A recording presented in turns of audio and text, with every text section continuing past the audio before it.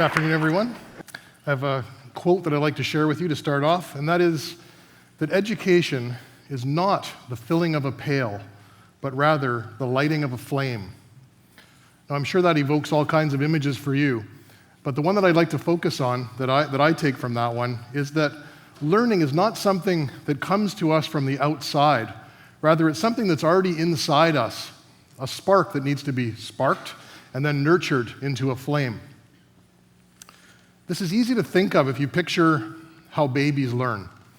When we're born, our eyes eventually open, they dart around a little bit, and then our heads turn, and then we can roll over eventually, and then crawl, and then walk.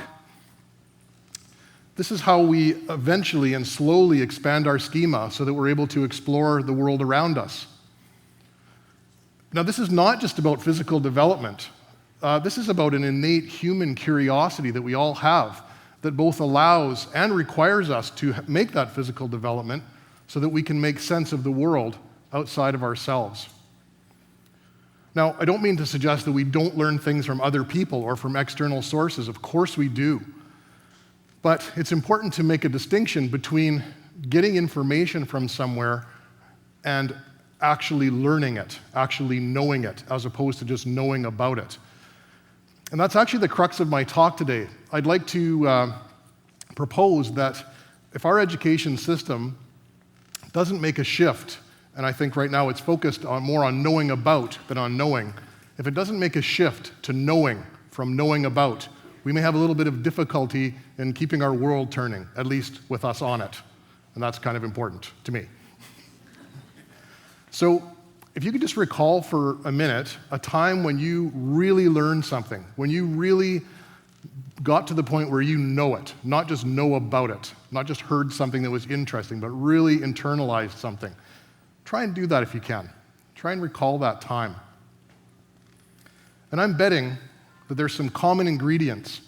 And one of them is usually that there is a spiral of inquiry that happens, and that is you had some questions that you wanted to have answered. And as you dug deeper, that spawned new questions, and you went deeper and deeper, and more questions came out. That's sort of what happens.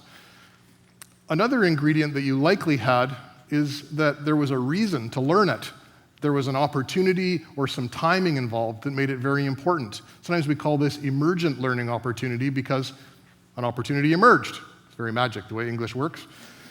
So what's sort of sad, I guess very sad, not sort of sad, very sad and ironic at the same time, is that in our high school mainstream system today, we focus more on knowing about than on knowing, and we don't often allow for opportunities for deep personal inquiry and emergent learning because it's very messy. It's really hard to organize, it's really hard to standardize, and if you want everybody to do it at the same time in roughly the same way in groups of 30 by age, it's really hard to do.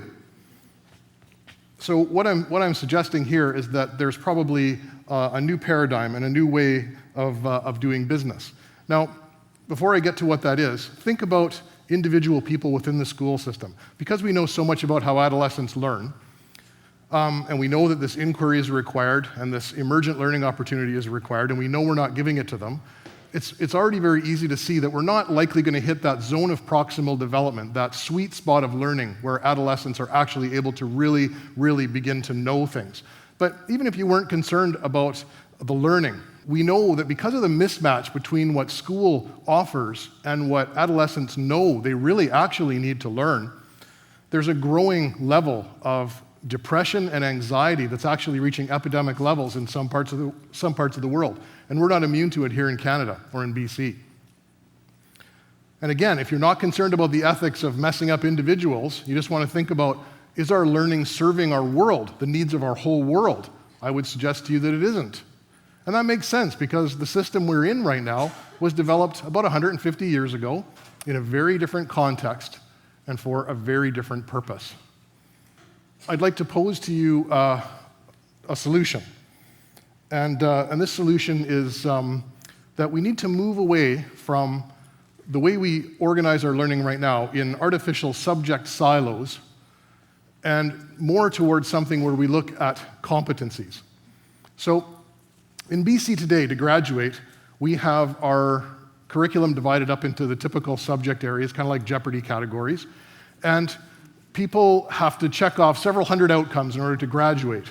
And those learning outcomes are knowledge-based and skill-based, but they're predetermined by someone. Some of these have been revised 3 or 4 years ago, some of them, though, not for 20 or 30 years. Now, I don't know about you, but think about your life, and if anything hasn't changed just a little bit in the last 4 or 5 years, how about 10?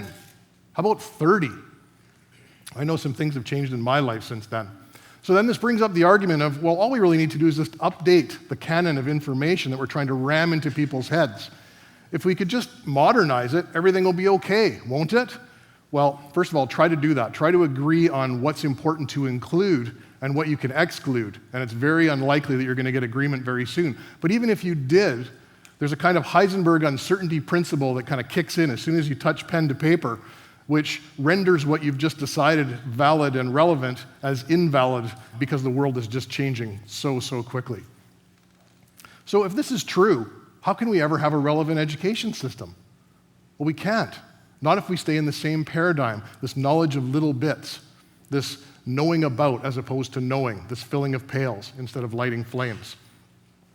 I've proposed a new paradigm that involves reorganizing learning into very broad, high-level competencies that we would like all human beings to have, like critical thinking, creative thinking, ecological literacy, mathematical literacy, as opposed to English, science, social studies, PE.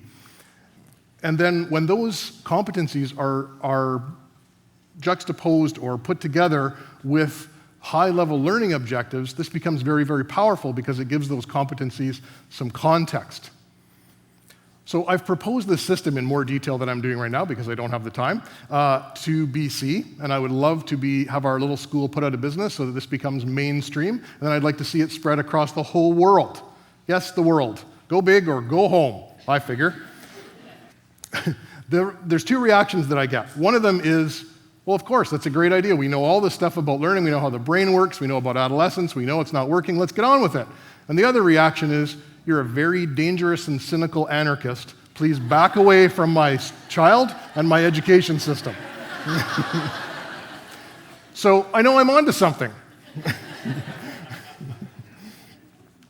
I'll give you an example of a real example of how this curriculum kind of works. So think about a competency like critical and creative thinking combined with identifying significant events and figures in history. And this is real. This is a what-if question. So what if Stalin had never taken over for Lenin? Well, how would World War II have turned out? What would Russia be like today? Would there have been a Cold War? And what would our relationship with Russia be like right now? Would there be a Putin in power? These are real questions that a real learner at our school asked this fall. And he went well beyond the political science knowledge of the teachers in our school and had to access a political science buff and former MLA and minister who knew a little more than we did, had a long conversation about this and was able to answer his questions satisfactorily, at least explore them. And this is not in the BC curriculum, so it's valueless, right? Doesn't matter, can't count. We have a learner who wrote a paper on Ebola before the outbreak in the spring. It's been read by thousands of people. It's been used by a professor training doctors in Nigeria to understand the spread of Ebola because it's written at a level higher than a popular magazine, but not quite so technical and jargony as a medical journal. It's just perfect. That was his intent. We have learners working with a local high-tech company and an urban farm to develop a water monitoring system that operates remotely so that people can know whether the pH and the water level and et cetera, is working without having to look at it every 5 seconds. This could all be normal fare. It doesn't have to be the gravy on top if we actually moved to a curriculum that looked at competencies and high-level objectives instead of these little tiny bits, if we went from the bucket to the flame. So right now in my school at PSII, we do this, Pacific School of Innovation and Inquiry, right here in Victoria, we do this, but we do feel a little bit funny because we're operating in the old system where we're trying to create the new system, and it feels a little bit like that 1978 action hero that's standing with one foot on the windowsill of one car and one foot on the windowsill of another car, and you're barreling down the highway at 100 miles an hour, sort of straddling the yellow line. It's really dangerous and kind of exhausting, but we know that we need to provide this concrete example, this parallel car, in order for social license to say, yeah, it's okay, we're ready to make that jump. You can't jump into nothing. But we would love nothing more than to just have it adopted so we can climb into the one car that we want to be in, get inside. That car would be a Tesla, by the way. And yeah, just in case. We'd sit down and put the buckle on, grab onto the steering wheel, and away we go. We're really looking forward to that. But in the meantime, we know we have to continue to do this balancing act to provide that example, and we're doing it. I'd like to end with a little bit of a story to sort of show you how this works. And you might have heard this one before. It's a good one. There's a fellow outside crawling around on his hands and knees under a lit marquee in front of a movie theater. And somebody comes out and asks him what he's doing. He says, I'm trying to find my keys. Oh, okay, so pretty soon, polite Canadians, we're all crawling around on our hands and knees on the sidewalk with him, trying to help him find his keys. But after a while, it looks kind of hopeless, and someone asks him, are you sure you dropped your keys around here? We've been looking for a while. He goes, oh, no, I didn't drop them anywhere around here. I dropped them over there in that dark field up the street. Everybody kind of looks at him like, what? And well, why are we looking here? And he said, well, the light's a lot better here. When I said earlier that the solution to this is simple, but it's not easy, I meant it. We know where the keys are. It's just really, really hard to look for keys in a dark field. It's a lot better to stay where the light is. But I will tell you one thing. If you decide that you're going to go and look for the key in the dark field, I would much rather have a lit flame than a filled bucket. Thank you.